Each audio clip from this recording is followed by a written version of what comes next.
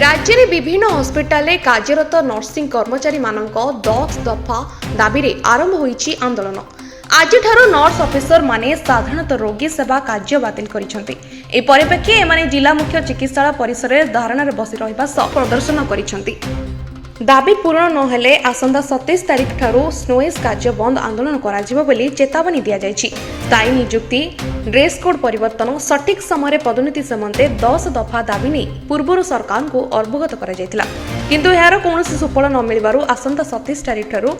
सारा राज्य में सामूहिक क्षेत्र में नर्सिंग कर्मचारी माने आंदोलन आरंभ कर दैछन्ति एवं आगामी 2 दिन मध्य दाबी पूरण नहेले संपूर्ण भावे नर्सिंग कर्मचारी माने समूह कार्यबंद आंदोलन को ओह्लाइबे बोली चेतावनी दिया जायछि।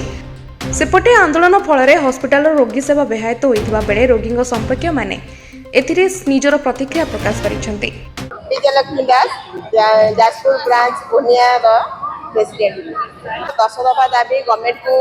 23 तारिख रु 23/9 दिया सरला सत्ते भी से आम दाबी गुड़ाक पूरण न कर आम छुआ मैंने आज राजरास्ता को ओह्ल स्ट्राइक बस आम जो माने डिवाइडिंग रूल पॉलिसी गवर्नमेंट बाहर करके सी आम नर्सिंग अफिसर मान को सीएचओ करदेवाटा आम ड्रेस कोड ठीक न कराटा आम प्रमोशन आम जो रही जो गुड़ाक ठीक समय न दबा आउ गोटे आउटसोर्सिंग सोर्स रे आम गोटे नर्सिंग अफिसर गोटे रैंक अच्छी मैंने एस्टाब्लिश ये कि देखा सब आउटसोर्सिंग हिसाब से जो मैंने पोस्टिंग कर जो भी मैंने जो कंट्रोल अंडर से कम कर जो भी नहीं गाँ गले सीएचओ हो छुआ मैंने बुलूँ जमी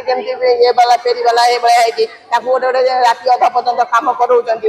8 घंटा ड्यूटी थी सुधा से 24 घंटा तुम्हें सब सर्विस दबाई मैंने ग्रास रूट आरंभ कर सब दबाई आम सर्विस अच्छु समस्ते कितु एत छुआ लोड देले छुआ मैंने करेंगे कि आम दाबी बहुत दिन बहुत थर फाइल जाए फेरिक आसी आम ब्रांच अच्छी अर्थ विभाग फेरिक आसला ट्रेजेरी फेरिक आसला